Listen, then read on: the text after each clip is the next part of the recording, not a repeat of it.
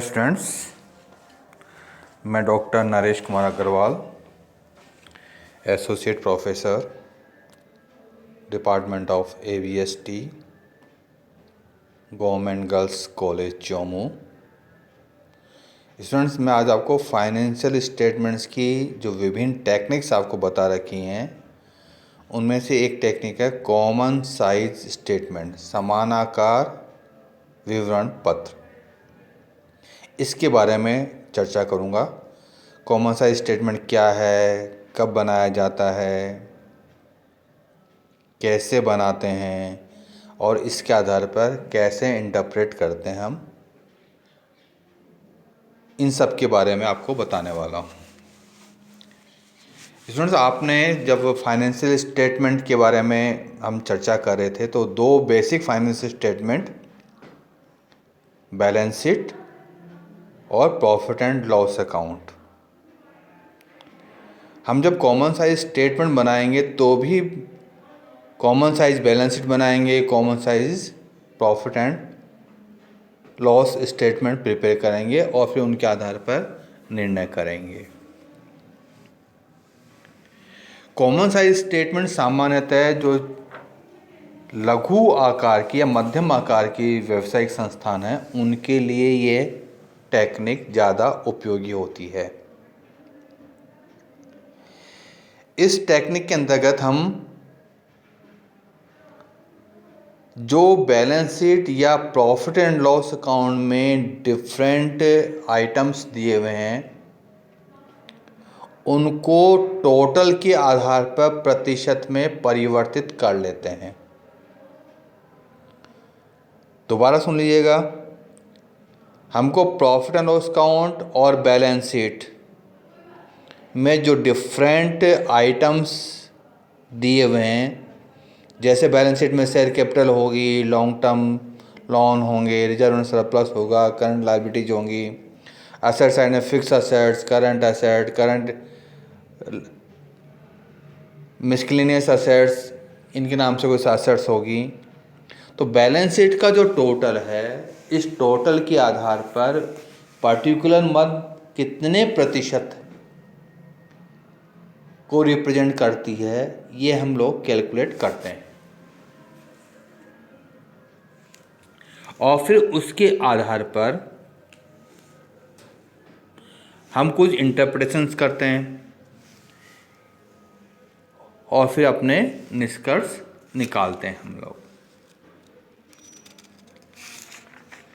Students, common size statement के profit loss account का प्रयोग करेंगे तो हम जनरली सेल्स को बेस मानते हैं और सेल्स के आधार पर विभिन्न जो दूसरी मदद दी हुई हैं उनका प्रतिशत ज्ञात करते हैं। क्योंकि आपको 2 वर्षों की सूचनाएं सामान्यतः दी हुई होती हैं, करंट ईयर और प्रीवियस ईयर की, तो दोनों सूचनाओं को हम प्रतिशत में परिवर्तित करते हैं, करंट ईयर की सूचना को भी और प्रीवियस ईयर की सूचना को भी। यदि हमें अपने फाइनेंशियल स्टेटमेंट वर्टिकल फॉर्म में बनाने, सामान्यतः हम अब तक देखते हैं कि जब हम स्कूल एजुकेशन में थे, 12th में, तो टी फॉर्म के अंतर्गत बैलेंस शीट प्रिपेयर करते थे, प्रॉफिट लॉस अकाउंट भी प्रिपेयर करते थे। लेकिन अब हम वर्टिकल फॉर्म के अंतर्गत, सामान्यतः कंपनी तो वर्टिकल फॉर्म में अपनी बैलेंस शीट प्रिपेयर करती है और आजकल जो लघु आकार और मध्यम आकार की व्यवसायिक संस्थान है ये भी अपनी बैलेंस शीट वर्टिकल फॉर्म में ही प्रिपेयर करती हैं। जब हम वर्टिकल फॉर्म के अंतर्गत अपनी बैलेंस शीट को प्रिपेयर करते हैं या प्रॉफिट लॉस अकाउंट को प्रिपेयर करते हैं तो हमें कैपिटल और लॉन्ग टर्म हमारे फाइनेंस है उसके टोटल के आधार पर हम प्रतिशत में परिवर्तित करेंगे। जैसे हमारी long term loan, reserve and surplus, capital, इनका टोटल 10 लाख है।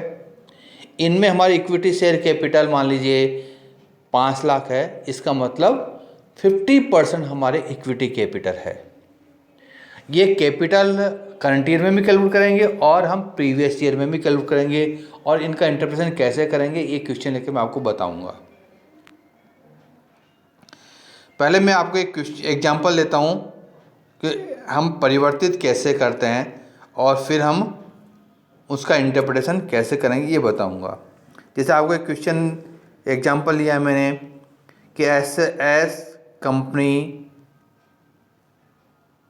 और आरडी कंपनी 31 मार्च को तैयार किए हुए निम्नलिखित चिट्ठे दिए हुए, यानी दो कंपनियों को चिट्ठे दिए हुए हैं। यहाँ करंट ईयर प्रीवियस ईयर नहीं है बल्कि दो कंपनियों के चिट्ठे दिए हुए हैं, जिनमें लायबिलिटी साइड में दिया preference share capital, equity share capital, reserve surplus, long term loans, bills payable, sundry creditors, outstanding expenditure, dividend payable. और दोनों वर्षों में हमको अमाउंट्स दी हुई हैं। इनका टोटल दिया हुआ है 4,38,000 और करंट ईयर में 8,08,000। एसेट साइड में land and building, plant and machinery, temporary investment, inventories, book debts, prepaid expenditure, cash and bank balance, और टोटल इज द सेम 4,38,000, 8,08,000। क्योंकि बैलेंस शीट दी हुई है इसलिए हम कंपैरेटिव बैलेंस शीट प्रिपेयर करेंगे। Comparative balance sheet prepare करते समय देख लीजिएगा कि हमारे पास में जो लायबिलिटी साइड दी हुई है इसमें preference share capital, equity share capital, reserve surplus और लॉन्ग टर्म लोन, इनके टोटल के आधार पर विभिन्न जो व्यक्तिगत मदें दी हुई हैं उनका प्रतिशत हम ज्ञात करेंगे और फिर उनका प्रतिशत ज्ञात करेंगे। जैसे हमारा अमाउंट के दो कॉलम होंगे, एक एस एंड कंपनी के लिए, दूसरा आर एंड कंपनी के लिए। एस कंपनी की preference share capital, equity share capital, reserve surplus, long term loan, इसका टोटल ये टोटल आता है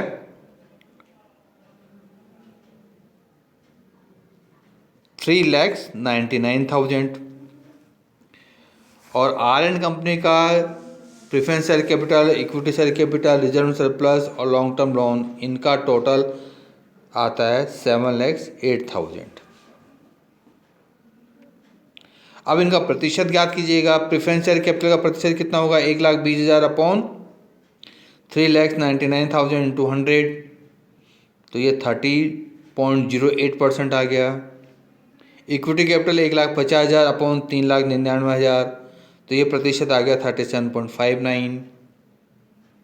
रिजर्व प्लस 14,000 दिया हुआ है, 14,000 अपॉन 3,99,000 इंटू 100, ये प्रतिशत आएगा 3.51। कैपिटल और रिजर्व सरप्लस का टोटल शेयर होल्डर फंड कहलाता है। इनका टोटल कर लिया हमने 2,84,000 आ गया। 2,84,000 अपॉन 3,99,000 इंटू 100, ये 71.18, यानी share holder funds total long term capital के कंपैरिजन में 71.18% है। यही स्थिति हम आर एंड कंपनी के लिए भी याद करना चाहते हैं।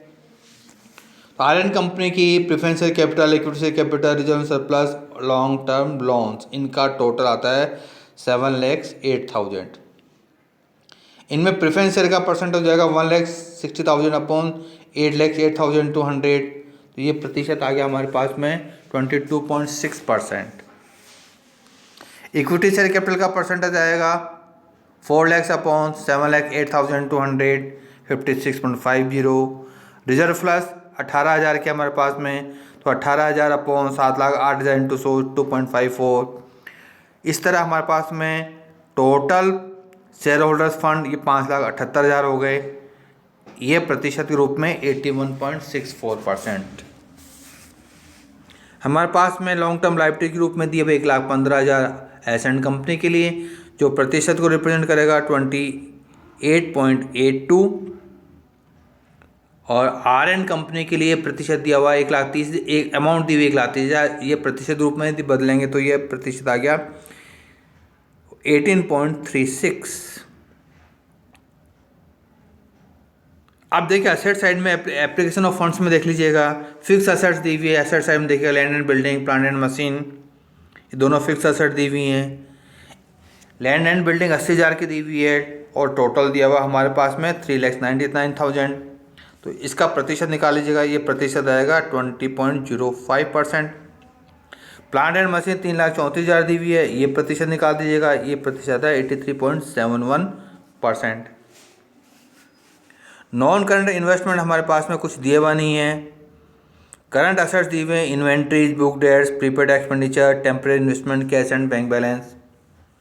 10,000 अपॉन 3,99,000, ये प्रतिशत आएगा 2.5। इसी तरह 4,000 के लिए प्रतिशत 1,00,000 के लिए 0.25, 1,000 के लिए 0.25, 8,000 के लिए जो कैश एंड बैंक बैलेंस दिया हुआ है 2%। और टोटल करंट असेट्स का टोटल 24,000 जो 6.01 रिप्रेजेंट करता है एस एंड कंपनी के लिए।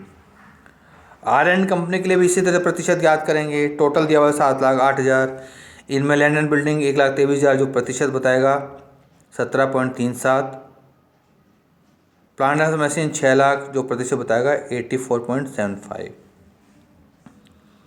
करंट असेट्स के अंतर्गत 25,000 इन्वेंट्रीज दी हुई है जो प्रतिशत होगा 3.53, बुक डेट्स 8,000 जो प्रतिशत होगा 1.13, प्रीपेड एक्सपेंडिचर 2,000 0.28%, टेम्परेरी इन्वेस्टमेंट 40,000 जो 5.65% को रिप्रेजेंट कर रहा है, कैश एंड बैंक बैलेंस 10,000 जो 1.41 को रिप्रेजेंट करता है प्रतिशत के रूप में। करंट लायबिलिटीज में लेस करेंगे। करंट लायबिलिटीज आपको दी हुई liability bills payable, creditors, outstanding expenditure और डिविडेंड पेबल, इनको प्रतिशत रूप में दोनों कंपनी के रूप में चेंज कर लेते हैं। Bills payable 2,000, total 3,90,000 S and company के लिए जो प्रतिशत 4.50, क्रेडिटर्स 12,000 जो प्रतिशत 3.01, आउटस्टैंडिंग एक्सपेंडिचर 50,000 जो 3.76 को रिप्रेजेंट कर रहा है, डिविडेंड पेबल 10,000 जो 2.50% को रिप्रेजेंट कर रहा है, और टोटल करंट लायबिलिटीज 39,000 जो 9.77 को रिप्रेजेंट कर रही हैं। यही चीज़ हम आर एंड कंपनी के लिए भी याद करेंगे।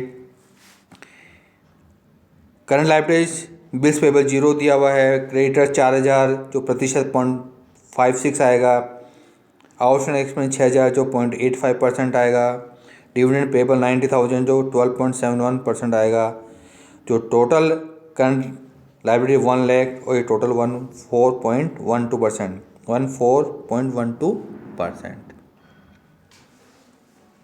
इस तरह हमने कॉमन साइज स्टेटमेंट तैयार करके विभिन्न मदों के प्रतिशत ज्ञात कर लिए। अब इनको इंटरप्रिटेशन करते हैं। जैसे एस एंड कंपनी के लिए तो हम लॉन्ग टर्म जब कैपिटल का एनालिसिस करेंगे तो आपको देखिए long term capital analysis S and company की 71.18% ये शेयर होल्डर्स फंड को रिप्रेजेंट करता है और 28.82% ये लॉन कैपिटल को, डेट कैपिटल को रिप्रेजेंट करता है। यानी ये कंपनी कैपिटल जो इक्विटी कैपिटल है, प्रेफरेंस शेयर कैपिटल है, इसको लेने में ज़्यादा इंटरेस्टेड है वनिस्पत लॉन कैपिटल या डेट कैपिटल का कंपैरिजन में।